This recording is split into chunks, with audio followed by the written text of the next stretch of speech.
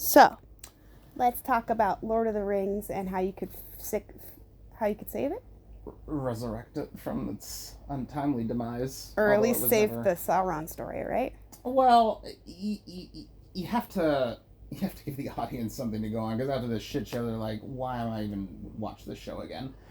And I think the showrunners are like, "Oh no, it's gonna be more canon and everything." And it's like, no, the problem is not the canon and the lore. I mean, Well, that seems to be. they want to turn him into Walter White, so it's gonna be good. God, it's just like, but look, so the first episode of the second season, what you do is you flashback. You have Sauron. Wait. So we're going all the way back, and we're just retconning everything, and we're No, we're not starting retconning fresh. it. No, we're not retconning it. Not Okay, retconning okay, anything. I have gotcha. to work with all of the stuff that happened in the first season. Okay. So second season starts, and we flash back to the end of the first age when the war happened, and Morgoth was defeated. Sauron is diminished, and you rejoin him in a basically like a crater somewhere, and his body is just sort of this ashen stone color. He doesn't quite look like a man or a beast. He looks more like a sort of like a golem, just a dark entity, but diminished and withered in some ways, like a shadow of his self, and his armor is destroyed and scattered about or something like that. So he gets up and he starts wandering through the woods in darkness, and then he comes upon a cottage, just out in out of the trees, out of the forest, and he realizes that he can't. He wants to. He needs clothes. He needs something. He's feels, naked. What's that? He's naked. He's naked. But he's hungry. also like He's probably hungry. Well, he's just all over. He feels like garbage. He feels like shit. Right. So you see this sort of effort, this last vestige of energy, and the ash sort of flakes off of his skin, blows away in the wind, and he becomes Halbrand. He becomes a human. He reverse Pompeii's himself. Gotcha. And so he bangs on the door of the cottage, but no one is home. He cannot get in, so he stumbles to the barn and collapses into some hay and passes out again. He is woken up abruptly in the morning by a very angry farmer who has With a a pitchfork. Yes, and Yeah. he's just like, "What you doing in my hay?" And he has to come with a story very quickly. He said, "I'm very sorry, sir. I was vandalized on my travels, and they took everything from me. There was nothing left, and I was left alone." And he's like, "Well, where are you going?" And he's like, "Well, I'm going so and so, wherever. I don't know. Pick a point on the map. It doesn't really matter." It could be anywhere on the map because they just teleport. Yes, it could be, but figure out the destination later. The point is, he makes up a story, and so the farmer says like, "Well, come inside." He takes pity on him. He comes inside and he gives him clothes, and he gives him his wife's there, and he has 3 kids of different ages, and they're all like running around, and it's a nice bright morning. He's got clothes on, he's got a full belly and everything, and he's just sort of like living as a human would, and he's like, "Well, if you wouldn't mind having some help on the farm around here, if you wouldn't mind helping me out, and as payment for the services here for doing all this." And he's like, "Yeah, sure, I can help you out." And so over the course of the episode, you just sort of get this sort of insight into, he just decides to stick around on the farm for a little while because he doesn't really have a direction at this point. The war was lost, his power has been diminished, he's just sort of reasserting himself and trying to figure out what's going on, and he's decided, like, let me just hole up here for a little while. And he just sort of gets like some insight into what men are like and what it's like to be human. And so he gets there's some conflict with the farmer, maybe something with some property or something with a local town, and he goes into town with him, and he sees the farmer's struggles and things like that, and the farmer has, he's in this sort of dispute over money or property or something like that, and there's something going on, there's some conflict with the farmer. It doesn't really matter what it is, just that there's something that he sees that is conflicted in his life, and that the farmer he wants, he likes his life, but he's struggling, and there's all this stuff going on and all these other things, and you kind of get the impression that Sauron is almost empathetic to this whole situation, that or Halbrand in the situation, that he's empathetic. He talks to them, he talks to the kids and everything like that, and it's sort of interesting, because that's sort of what kind of the character he was in the first season. But then as the episode progresses, sort of the other shoe drops, and by the end of it... Oh my god, he's got shoes. He does, yes. By the end of it, it becomes clear that what he took away from the situation with the farmer was not that people are struggling and they need help and things like that, but that men are weak. That they will take anything that they can get if it gives them more power and prestige in the world. Like a true, sociopath or psychopath. Yeah, exactly. So he takes that into himself, and he thinks that... So he starts to use this, and he manipulates the situation with the farmer and the people. And you think, up until near the end of the episode, that he's actually helping him out. But instead what he's doing is just seeing what he can do in terms of manipulating the forces around him, and it doesn't take much to get the farmer to be happier and to manipulate the situation to get him some more property, to get something else. And the farmer actually wins over, gets something from someone else that he's in a dispute with, and he's very happy about that. And that's a conflict, right? It's not a physical conflict, but Sauron kind of moves the board around and helps him out and things like that, and he sees that the farmer's very happy with that. He helps the farmer get something that he wants, which is more property and slightly, in a slight, sort of rural provincial sense, more power. And this little episode gives him this inkling, this sort of seed, this nugget of an idea, this taste for this like how power. So he already had the taste for power before, but now he has a different sort of idea. Like it's like his approach before with Morgoth was this conquering sort of battering ram approach. That's not going to work this time. Instead, it needs to be a subtle manipulation that will grow over time. That's what will be the path forward, because he can help these people, sure, but he can help them and help himself at the same time. I mean, this is also something that psychopaths do and things like that, which is they have that god complex, right? I mean, he literally is a Maya. I was just about to say he's kind of like Middle Earth's Hitler. So. Yeah, I mean, but he is literally like an angelic kind of, like an angel in the Legendarium. So he does have he does have a lot of power, but he sort of thinks to himself, interesting. So.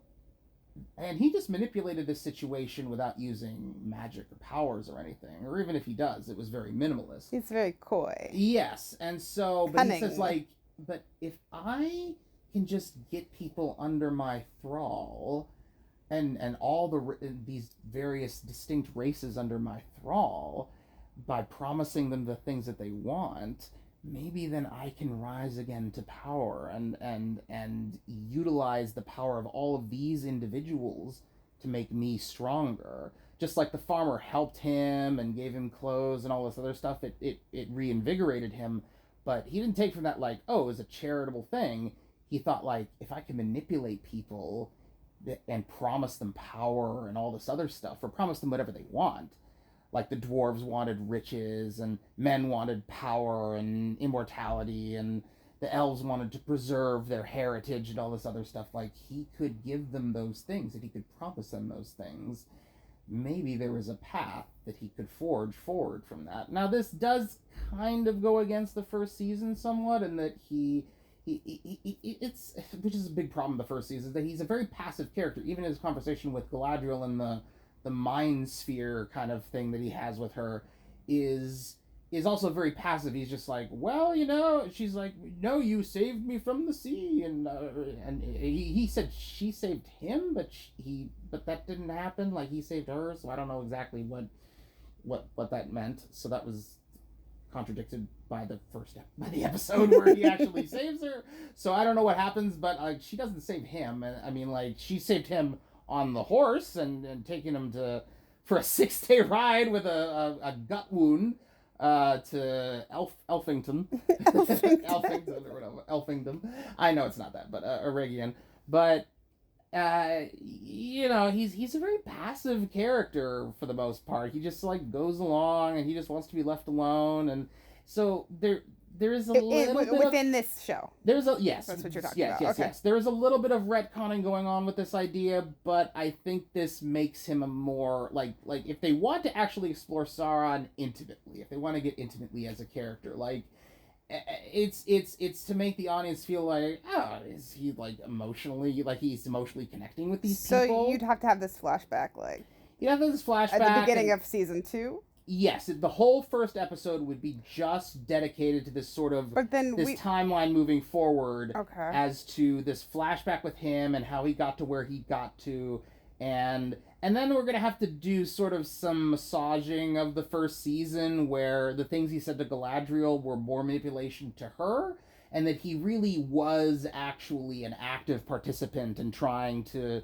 manipulate the situation for his own ends. He put himself into a situation with her and with the elves and with Numenor. Like, it wasn't passive. Like, everything that he was doing was actually a manipulation. So we're going to have to slightly retcon it, but we're going to do it in a way that's not just ignoring what happened. Instead, we're going to have to reshoot a bunch of stuff and then refilm certain scenes and things so that the conversation he had with Galadriel was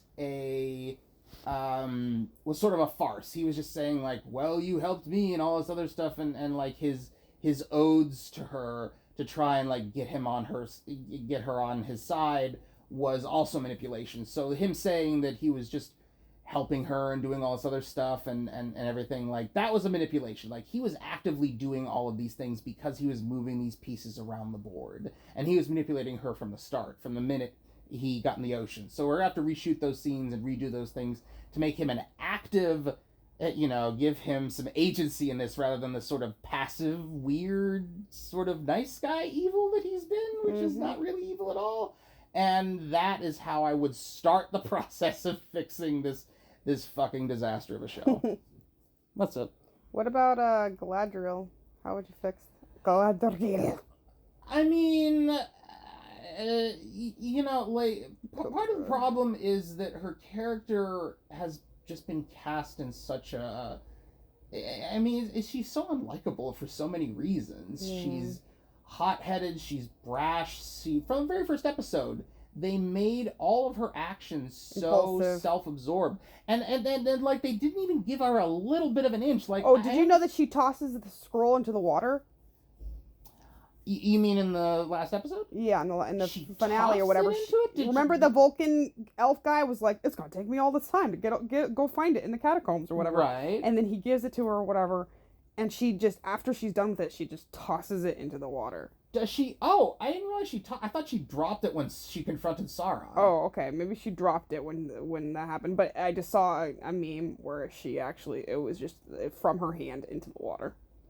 I mean, I don't know if maybe she did. I don't know. I don't remember that. He spent such a long time looking for that. She's so careless. And then, like, the other question with that is if she did, and I'm not remembering the episode because, why would I? Yeah. If she did just toss it into the water, isn't that guy gonna come back and be like, so I dug that scroll up from the catacombs. Can I have it back? Because I got to put it back. We have a system. Had to sign it out, whole thing. Yeah. Can I have it back? And she's like, no. And he's like, well, okay, but, like, when can I have it back? Because it's a priceless piece of our history, the history of Middle-earth. And she's like, no, well, I fucking lost it. I've lost it. There's a tempest in me, so I lost it.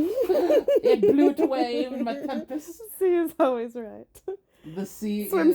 The sea is always right. So to fix her character, you have to give some emotional grounding to her. But they tried that. They tried to show that her husband was dead, and that's her vulnerable scene. And... No, they didn't do it well. They did it's so poorly. Like, they gave her a one-liner about, like, oh, my husband, he saw me dancing, and then his armor didn't fit, and he disappeared. Oops. You know, that what the fuck? Like, Well, that's that was not how you talk about someone that you've been married to for hundreds of years. You know, Well, that's insane. That was stolen from Baron and Luthien. Yes. The story. Yes. They're trying to sort of, like, sideways go around without being able to use that. Yeah, but that's messed up because that was on Tolkien's Edith's grave. Edith Tolkien's Baron grave. Luthien, yes, was the love story that he wrote about him and his wife, essentially. Yes, it's their story. Don't freaking co-opt it for your shit show. You know, but even then, it was just a throwaway line, and then and it made it a throwaway line. It made it not valuable because it wasn't earned to get that story. And it's not like, oh, I'm sure he's dead. It's well, he's just kind of vanished. Never went looking for him. Never figured it out. He's just gone. And that's the stupidest fucking like if your husband and you've been married for hundreds of years.